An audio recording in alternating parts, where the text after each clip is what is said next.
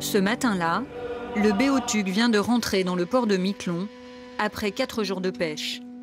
À bord, 30 tonnes de poissons qu'il va falloir maintenant transformer. Sandrine travaille ici depuis 5 ans.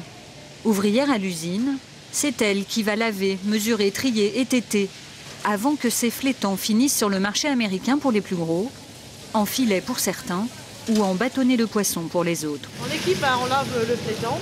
Ensuite, avec une brosse, on lave le dessus du flétan et ensuite, le reste des filles prennent le flétan pour mettre dans les caisses pour envoyer au Canada.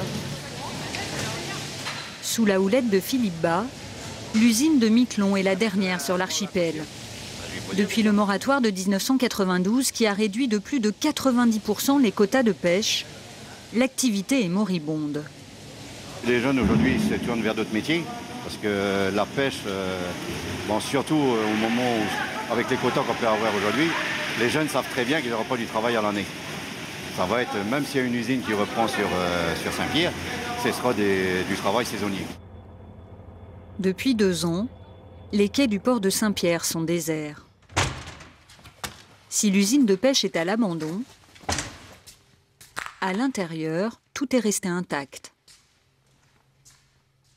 Ça, c'est une morue qui était restée dans le sel que quelqu'un avait dû mettre de côté pour lui, puis qu'il l'a oublié, quoi. Donc, ou un fantôme qui est resté dans l'usine.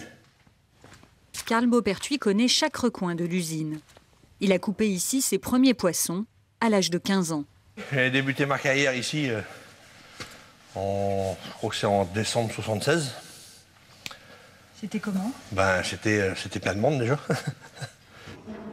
La plupart des Saint-Pierrais sont passés un jour par cette usine, poumon économique de la ville. Carl, lui, a monté tous les échelons pour finir formateur. Il y avait comme une ambiance de travail qui faisait que les gens étaient quand même heureux de s'en travailler, quoi. Je ne sais pas si aujourd'hui les gens arrivent, par exemple, 3/4 d'heure avant que la porte ouvre pour travailler. Ici, on commençait par exemple le matin à 7h30, à 7h moins le quart, il y avait déjà des gens à la porte. Ça blaguait en attendant que ça démarre. Il y avait une joie de vivre quand même à l'époque, quoi. Dans les yeux de Carl, de l'amertume. Parce que des machines ont remplacé des hommes, offrant moins de souplesse face aux différentes espèces de poissons. Parce que le silence a fini par remplacer le bruit des machines.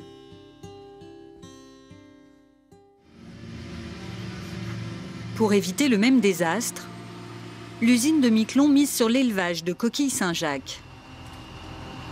Cette petite chose va finir au mois de juin sous l'eau à 40 mètres de fond pendant 5 ans avant qu'elle soit pêchée. Sébastien d'Etcheverry regarde grandir ces précieuses coquilles. Il en a 7 millions, mais il vise le double. Alors? Très bon. Pour l'instant, il n'a pas de visibilité suffisante sur la rentabilité, car la croissance des coquilles est très longue. L'aquaculture est un métier d'avenir, donc c'est prometteur pour l'archipel.